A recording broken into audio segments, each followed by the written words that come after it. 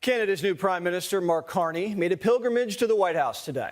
He got out of the car to shake 47's hand, wave at the cameras, and then plagiarized Trump's fist bump. From that moment, Trump had him. Our president said, "Come on in and check out my gold." It's an honor to have you at the White House and the Oval Office. And you see the new and improved Oval Office as it becomes more and more beautiful with love. You know, we handle it with great love. And 24-karat gold, that always helps too, right? The best thing Carney has going for him, he's not Trudeau. He is a liberal, but he was an underdog who made a stunning comeback to win an election. Trump respects that. His party was losing by a lot, and he ended up winning, so I really want to congratulate him. It was probably one of the greatest comebacks in the history of politics, maybe even greater than mine. You know? Things got off to a good start. Another media narrative bites the dust. They were hyping it up as a second Zelensky. This is very friendly. We're not. This is not going to be like we had another little blow up with somebody else. That was a much different. This is a very friendly conversation. We're friends with Canada, and that's good. But sometimes friends have their own agenda. We want to make our own cars. We don't really want cars from Canada, and we put tariffs on cars from Canada. And at a certain point, it won't make economic sense for Canada to build those cars. And we don't want steel from Canada because we're making our own steel and we're having massive steel plants being built right now as we speak. We really don't want Canadian steel and we don't want Canadian aluminum and various other things because we want to be able to do it ourselves. The president wants to be self-reliant. Self-reliance has been a key characteristic of the American people since the country was founded, and the president's sticking to it. Is there anything he could say to you in the course of your meetings with him today that would get you to lift tariffs on Canada? No. Why not? Just the way it is. Carney tried to draw his own line in the sand. He doesn't want to be a governor. As you know from real estate, there are some places that are never for sale. That's true. We're sitting in one right now, Buckingham Palace, that you visited as well. That's true. And having met with the owners of Canada over the course of the campaign last several months, it's not for sale, won't be for sale ever. Canada's our friend, but Trump's taking this relationship to the next level. He wants to put a ring on it. I say never. I've had many, many things that were not doable, and they ended up being doable, and only doable in a very friendly way. But if it's to everybody's benefit, Canada loves us, and we love Canada. That's, I think, the number one thing that's important. It would really be a wonderful marriage because it's two places that get along very well. They like each other a lot. But we begin with good news ahead of the president's important trip to the Middle East, and take a look. We're going to, as you know, the Middle East, Saudi Arabia. We're going to UAE and Qatar, and that'll be, I guess, Monday night. Some of you are coming with us. I think before then we're going to have a very, very big announcement to make, like as big as it gets, and I won't tell you on what, but it's going to, and it's very positive. I'd tell you if it was negative or positive. I can't keep that out. It is really, really positive. And that announcement will be made either Thursday or Friday or Monday before we leave. But it'll be one of the most important announcements that have been made in many years about a certain subject, very important subject. Now, this is much more than the looming truce between the U.S. and the Houthi rebels out of Yemen that the president announced earlier today. So pay close attention to the White House this week because big things clearly are in the works. Now, unfortunately, this does not apply to Canada. Big things are not quite happening there, at least not yet. Canada just elected a far left-wing prime minister named Mark Carney. We will introduce you to Mr. Carney in only a moment. But first, let's set the stage. For months, President Trump has openly and pretty aggressively criticized the government of Canada. He frequently called on the country to become our 51st state. He mocked their old prime minister, Little Justin, as I affectionately refer to him, calling him Governor Trudeau, and even imposed heavy reciprocal tariffs against our neighbors to the north. And despite all of this, Canada's newly elected prime minister, in many ways forced to swallow his pride and travel to the White House and meet with the president.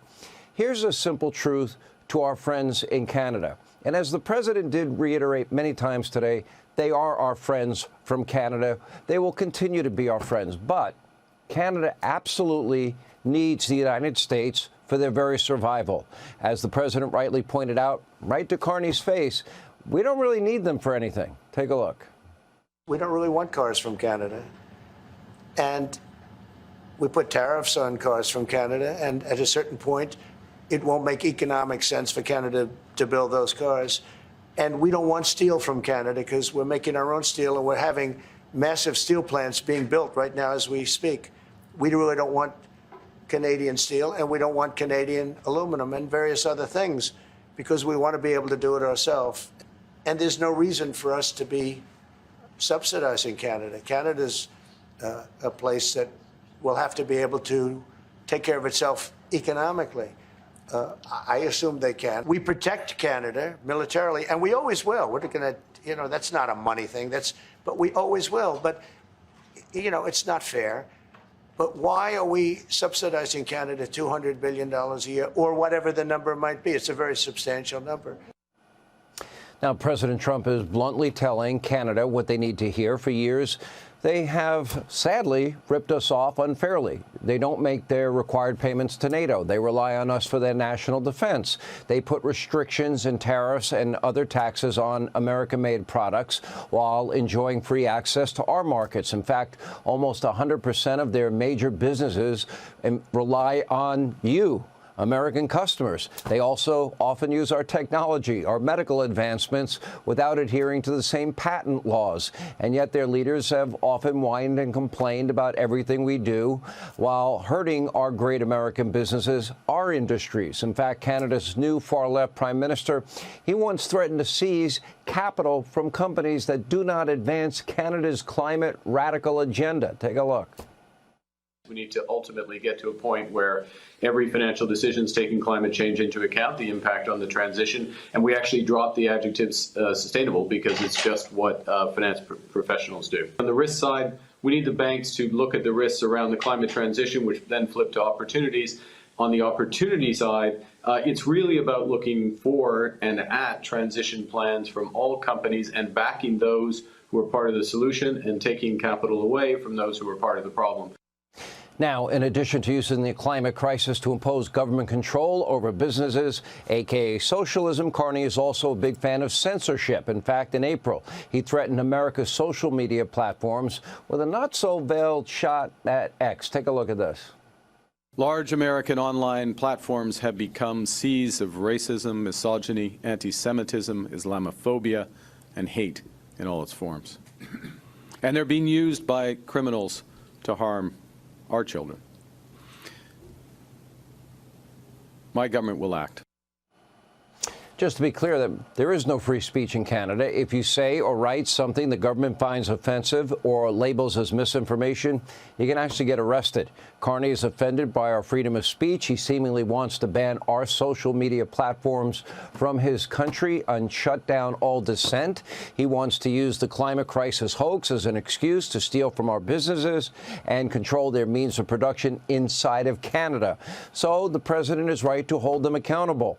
Now, the great part of our friendship will absolutely continue. If needed, we will always defend Canada, but the free ride part, that part's over. It is time for Canada and their leaders to step down from their ivory towers and recognize some simple truths. We have leverage. We hold the cards. It would be nice if they would show maybe a little bit of gratitude and make a free and fair deal with the U.S.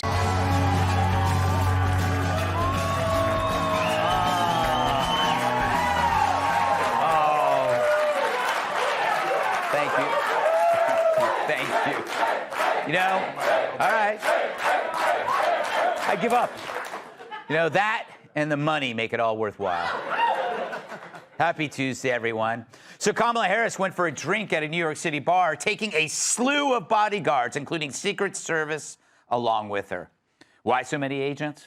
Well, there was one to protect Kamala and 10 to keep Doug from impregnating the staff.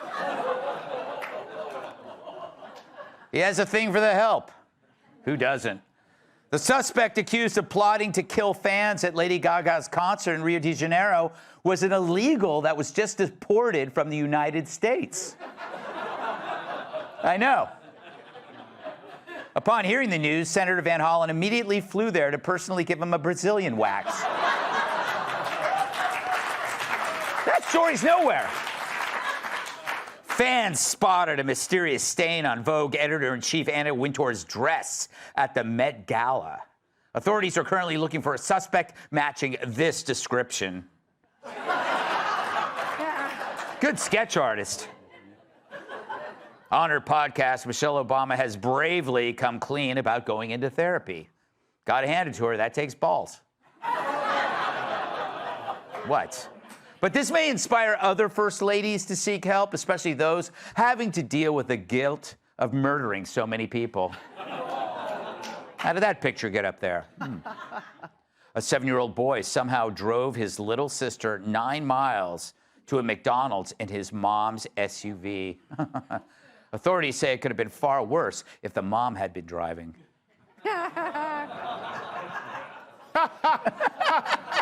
Because women can't drive. Thank you. Yeah. That's for our hearing impaired. To celebrate Star Wars Day, J.B. Pritzker tweeted out a picture of himself in a Jedi costume. Whoa. Even Jabba the Hutt was like, wow, this dude's fat. True, the picture caused many to wonder if Pritzker had accidentally eaten Yoda. Mattel is blaming tariffs for increasing the price of Barbie dolls and also crushing Ken's dreams of ever having genitals. And finally, a 115-year-old British woman is now the world's oldest living person. Or as Joe Biden likes to call her, jailbait. She's 15, 115. Yesterday, Donald Trump once again saved the country, banning federal funding for gain-of-function research in countries like China. By now, you know what... Oh, okay. I think so. Now, by now, you know what gain-of-function is. It's modifying a virus to make it more infectious. Sounds great, right? Let's empower a virus. It's like giving a guy with syphilis free Viagra and a private jet. It's the same research that took place in the Wuhan lab, which was likely responsible for COVID-19 and championed by this hellacious hobbit.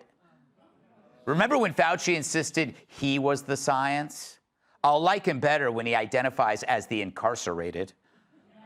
But Trump didn't stop there. Yesterday, the NIH closed experimentation labs that ran tests on dogs, labs accused of killing thousands of beagles for decades. Which makes you wonder, how could this even be happening? And why are we just doing something about it now? Whatever the reason, Trump's ending this killing. Of course, because it's Trump, I'm sure the media will object, saying, well, maybe these dogs were racist. But when it comes to the path of common sense, Trump's king of the road. Take the border. He's now offering illegal immigrants $1,000 to deport themselves. I wonder if he's going to pay each one a certain amount of money. We're going to pay each one a certain amount of money, and we're going to get them a beautiful flight back to where they came from. It's called self-deportation. And by doing that, you know, you're talking about so many millions of people. Yes, and what better way to get someone to do something than to incentivize them? And incentives work, which is why the Dems hate him. But unlike Tim Walz claiming he has high testosterone, these numbers don't lie. The DHS claims self-deportation would be 70% cheaper for taxpayers. Currently costs over $17,000 to arrest, detain, and deport someone, while it would only cost $4,500 to self-deport. Hell, Joy Behar spends that much a month on ham, making her a cannibal.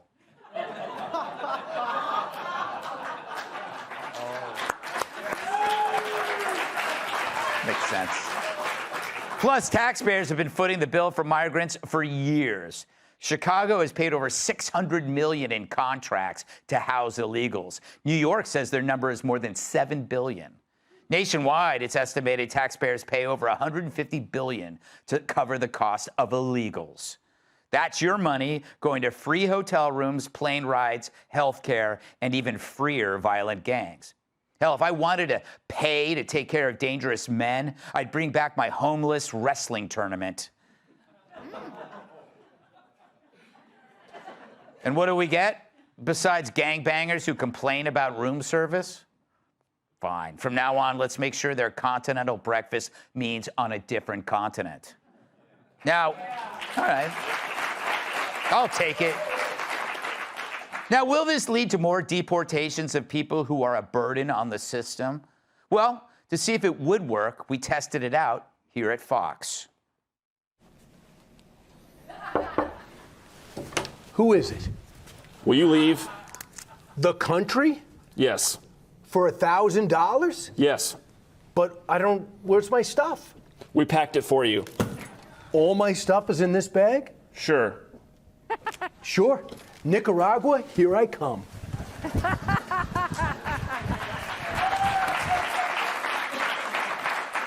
If only we knew sooner how easy it was. So Trump knows what he's doing, and he's brought illegal immigration to a halt. Are border crossings at their lowest level ever recorded? Border crossings are at their lowest level ever recorded. Is the border? Is that good? Is the border now secure? Yeah, it's really secure. It's Isn't absolutely that good? secure. When you say that, doesn't that just sound good?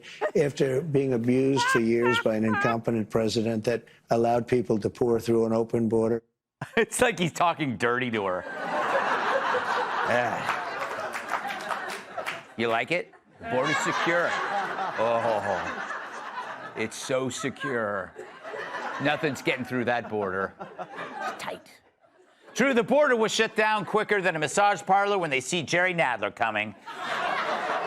But isn't it cute how NBC needs to know if it's now super duper, 100% guaranteed, absolutely secure? Because then if a single migrant crossed the Rio Grande, they'd bitch that that's a gigantic failure. Never mind the Biden years. They never bothered to even look south when the border was as loose as Joe's bowels. And that's loose. Nope, Dems moved in lockstep, claiming the border was secure while millions of illegals poured into the country. As they told us, it was no problem at all. Just like gain of function. The Biden administration and Fauci funded it across the world, including the Wuhan lab, all while calling the lab leak theory racist. Open borders and gain of function are both dangerous, nation-altering ideas. In retrospect, it seems so obvious.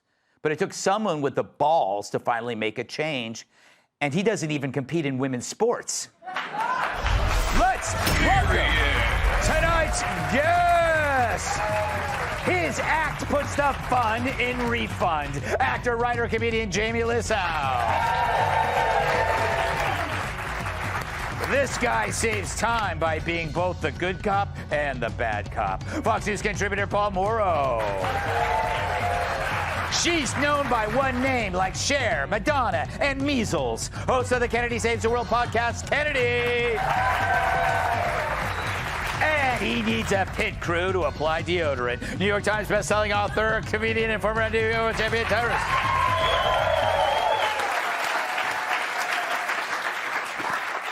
Jamie, I would give you $1,000 to leave the country, but your ex-wife would just take half.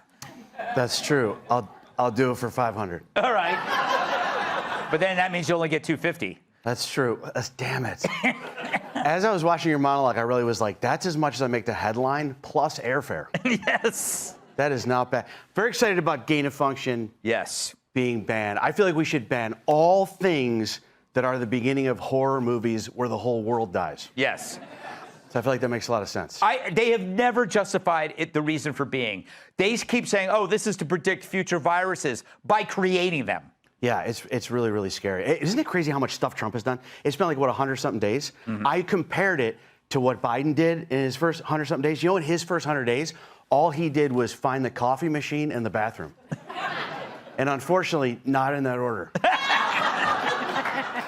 The dog thing is cool. I'm glad they figured out that dog thing. I do feel bad, though. I did experiment on a dog once. I feel bad. But towards the end of my marriage, I knew my ex-wife didn't like me anymore. She would drop subtle hints, like she'd be like, I don't like you anymore. And I'd wake up in the morning and she'd be like, oh, I made you a cup of coffee. And I'm like, oh, I'm not drinking that. So I'd give the dog a little sip, make sure he was okay. Yes.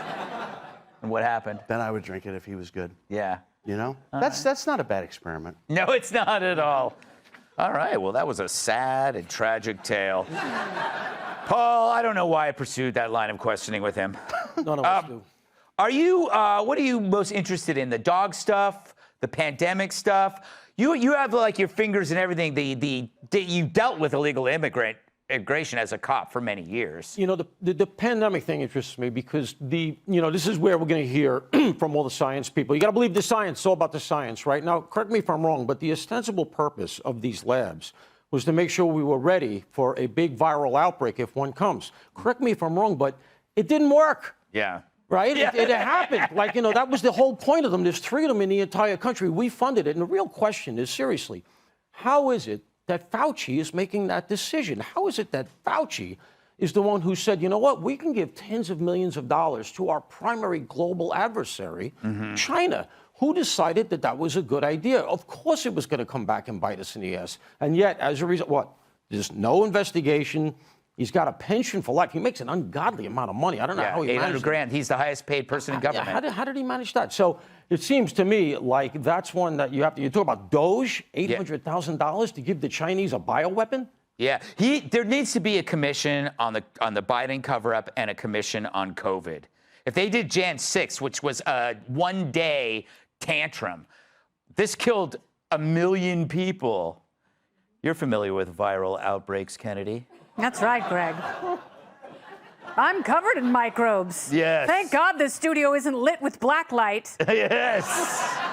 Anthony Fauci is a horrible person, and he was never pressed on this enough. Yeah. And there was an organization called the White Coat Waste Project. Yeah. And they were the ones who uncovered that there were thousands of dogs that were being given pneumonia. They were injected with pneumonia until they bled to death. And then they would do experiments on these dogs, and we had known about it forever, and no one really pressed Fauci on it. Right. They just took him at his word when he was like, oh, I'm the science. These dogs were asking for it. First of all, beagles are very Aryan, all right? And they're disgusting. Wear a mask. Just a horrible, vile person. And then the mental illness and suicides that followed from the pandemic because he shut down the world. I mean, it is so immoral and authoritarian. And I hope to God that history is unkind to him. I know that he's been pardoned by Biden, but I was talking to a member of Congress that said that now, when he goes before Congress because he has been pardoned, he no longer gets to plead the fifth. Exactly. So he has to answer questions. Yes. So his ass should be dragged before the House and Senate every damn day to answer for the beagles and the lockdowns and school closures and church closures and all the rest of it. And I mean, we don't even have time. We don't even have time to look at his role in AIDS. I mean, there's a lot of stuff going back there. Okay, if they gave beagles pneumonia, maybe they should have given Anthony some of the things that he was testing on people. Yes. All right, Tyrus. It's funny to me that the party that's so worried about pronouns and what name you're called is okay with making bioweapons. Yeah. It just seems strange to me that you're sticks and stones, that's not a problem. It's the names that they're worried about. And you always go, what was in it for him to be okay to partner up with China, a place that was notorious for nasty, disgusting labs, untrained people, but yet they put all kinds of money into it to build it up and make it airtight, even though that that was something that was never supposed to be happening. So it always goes back to the same thing. Who profits from it? His $800,000, I'm sure most of that was probably donated and paid taxes on the time, because what he was making on the under is what we need to be thinking about. He didn't make $800,000 to basically have a partnership with a foreign adversary that is known for giving. I mean, they were giving dumbass Hunter Biden diamonds. Yeah. What do you think they were giving him for helping them making bioweapons? It's not gain of fun. It's bioweapons. It's worse than mustard gas. And that was something that America was supposed to, and the world was supposed to be an agreement. Like, we don't do that. We don't use those type of things. And if you did, you were worse than Hitler. But yet here we are making stuff worse than what Hitler had. And all the American people weren't. We were all, oh, no one knew. And then when it broke out, it was like, oh, you can't ask questions, which again, you have to, the last 4 years, it was their time to shine in terms of fleecing this country and doing what they want to do. And all the old guard is making money. I think it's funny now that all of them are getting out. All these old senators are suddenly retiring. Fauci doesn't want to work anymore. They're getting these blanket pardons. The Biden family's pardoned until, like, what, 1812 or something like that? So, like, it's just, we have to stop using these polite words because they never used it with us. Yeah. You know, I was a sellout. You're Hitler. Mm-hmm. You're And think of the bad words they used on me. Yeah, you know, and they continue to do that. And then we say things like gain of function, and the average person's like, well, I guess it's not. No, bioweapons at the expense of the American people. And a lot of people don't have grandparents today because of that son of a bitch. Yeah. Hey, Sean Hannity here. Hey, click here to subscribe to Fox News YouTube page and catch our hottest interviews and most compelling analysis. You will not get it anywhere else.